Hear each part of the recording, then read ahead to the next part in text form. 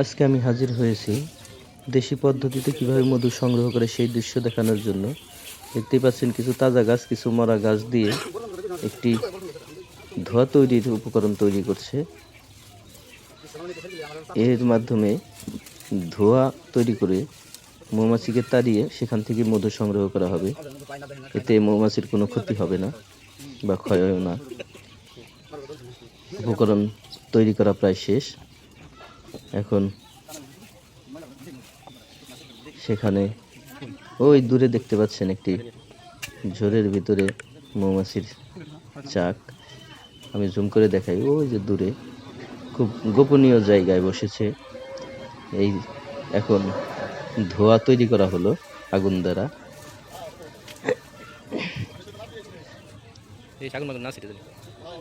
মৌমাছির খাঁটি মধু কিভাবে সংগ্রহ করে সেটি দেখার জন্য আমি হাজির হয়েছি। ওই দূরে দেখতে পাচ্ছেন ধোঁয়া তৈরি করে মধু কাটছে। মৌমাছির উড়াউড়ির কারণে একটু ভয়েই দূরে এসে দাঁড়িয়েছি। মধু কাটা শেষ। মৌমাছির বাসা থেকে নেমে আসছে গাছ থেকে। এখন দেখে করে নিয়ে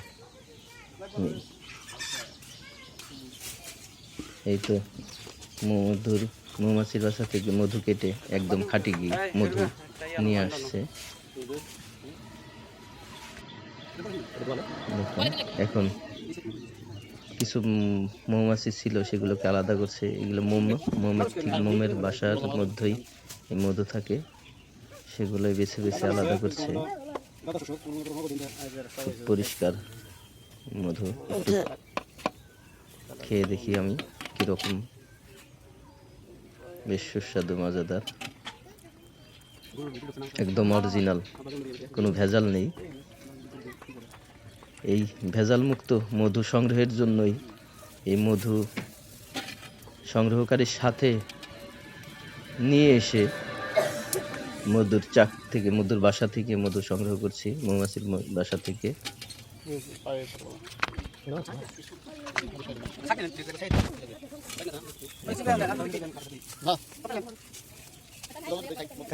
মৌমাছির মোমের বাসা থেকে মধু সংগ্রহের জন্য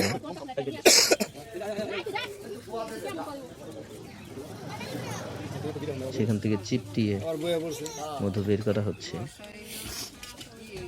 দেখুন কি টইটম্বু বাসায় মধু, একদম পিওর মধু, নির্ভেজাল। বর্তমানে বাজারে ভেজাল মধু পাওয়া যায় বা ভেজাল মধুই বেশি। সেই ভয়েই অরিজিনাল মধু খাওয়ার জন্য, খাঁটি মধু খাওয়ার জন্য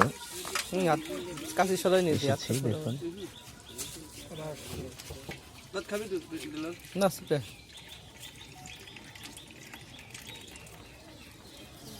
বাসা থেকে মধু সংগ্রহ করা শেষ।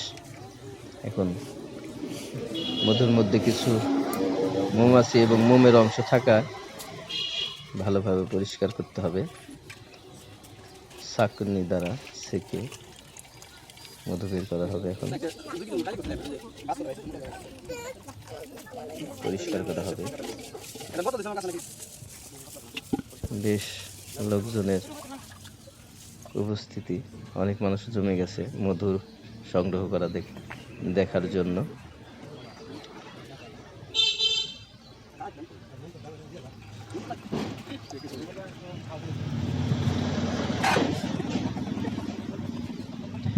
সাধারণত গ্রাম অঞ্চলে এই পদ্ধতিতেই মধু সংগ্রহ করে থাকে, খাঁটি মধুগুলো। আমার দেখা প্রথম এই মধু সংগ্রহ। ধন্যবাদ সকলকে আমার সাথে থেকে ভিডিওটি দেখার